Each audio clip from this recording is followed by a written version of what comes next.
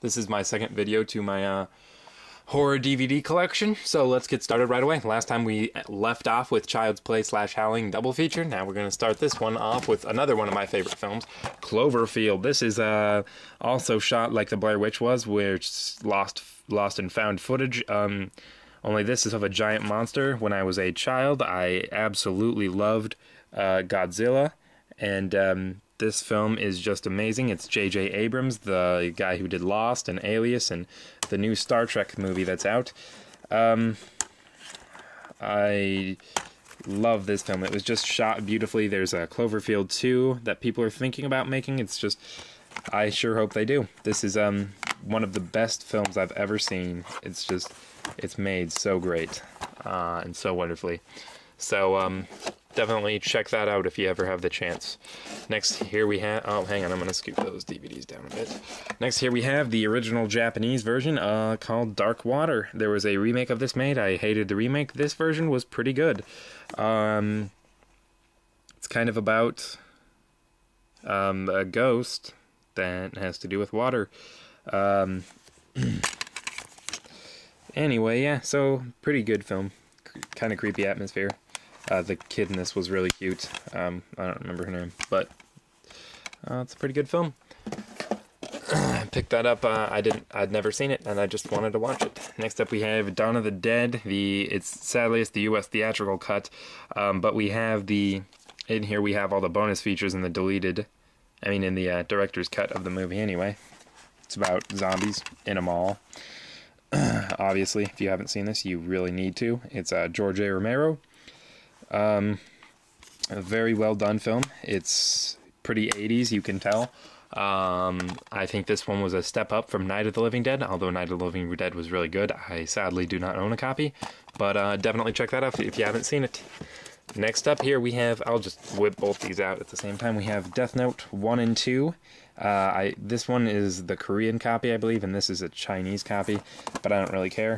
They both contain the film. Yeah. These are Japanese films. I don't really think they're too horror-esque, but that's what they're classified as, a horror mystery, so I put them in my horror DVD collection. I liked the comic books a lot. I don't read a whole lot of comic books anymore, but the comic books I thought were amazing, so I decided to check out the movies, and they were done amazingly as well. They were shot... They have these creatures in here called the Shinigami. They're gods of death. The special effects on those, I can't say was absolutely amazing, but it fit the film really well, and it was amazing to me. It really enjoyed the special effects in this film. I don't think a ton of people really did. Well, maybe they did, I don't know, but they're really good films. I really like them. Next up, we have the director's cut, unrated or whatever, of The Descent. I'd been hearing about this for some time. I'd never saw it. When I purchased it, my friend was telling me how good this film was, so I decided to watch it. I thought it was rather well made. It's one of the most claustrophobic films I've ever seen. I really got the sense of what people were talking about when they say claustrophobia sits in when you're watching the film. It was about like a bunch of mutants, I suppose, that live in these caves where these girls go spelunking, and yeah, can't really say I cared too much for the ending, but this film was pretty exceptional, pretty great, I guess. Hang on here, we're trying to slide around DVDs so I can get to the others. Next up, I brought both these out because they're two different copies of the exact same movie. They're the Deep Red. This is a Dario Argento film, one of my all-time favorites of his. This is the Blue Underground copy of the film right here, which I really enjoy, because it's got you open it up, and right there is the scene selection through the see-through DVD case, and that's really nice. I really like that. They both come with the exact same special features. Why I purchased two of these is I purchased this one first, and I thought this one was a shortened version. I got them both over Amazon. I thought this was a shortened version, so I really did not want that. So I paid the exact same price for this one. When now it winds up that I have two copies of the exact same film. Probably going to give one of these away to one of my pals. But this is a very good film. I really like that film. And oh darn.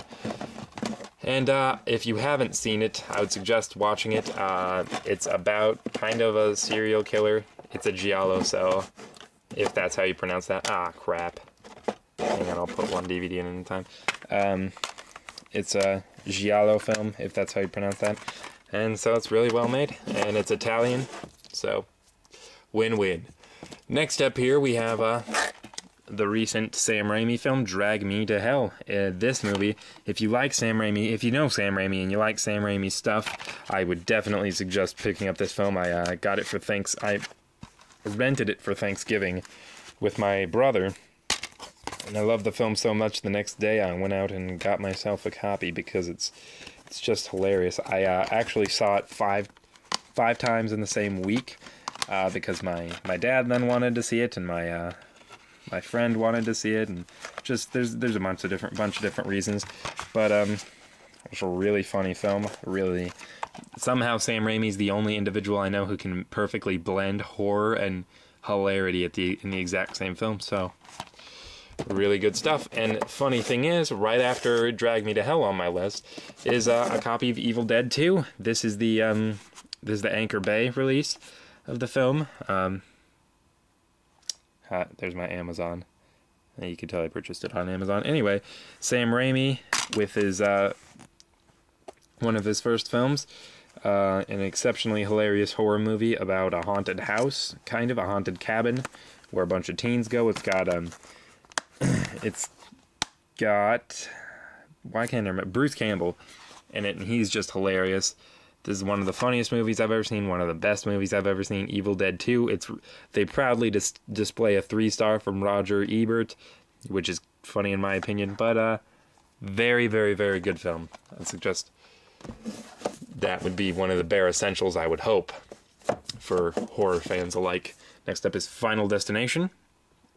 This is a film about death stalking a bunch of teens after they nearly escape a pretty fatal airplane crash, and then death begins stalking them. It's the first in the series. There's many in the series. I would not suggest purchasing any of the others. I really only like the first one. I thought it got way too repetitive and boring after the other ones, and you're only watching the film for the kills, which I don't really like watching films for, but this was a very interesting concept to a film, so I like that one quite a bit. I thought it was really good. Next up, is The Frighteners with Michael J. Fox. This is a really funny film. It was a lot like another film I had seen. I can't really remember the title of it right now, but it's about a guy who uses ghosts to do his bidding, and it's a really, really good film. It's funny, quirky. It's got excuse me, I can't remember names today, and I can't speak properly today. It has, hang on a sec. Oh, it has Jeffrey Combs in it from The Reanimator and the TV show The 4400, if you've ever seen it. This is just a great movie. I'd really suggest picking up a copy of this one. This is a really good movie, right there. There we go. Next up, we have the Fog, John Carpenter's masterpiece. Got Jamie Lee Curtis. Why did I say Jamie Lee Fox?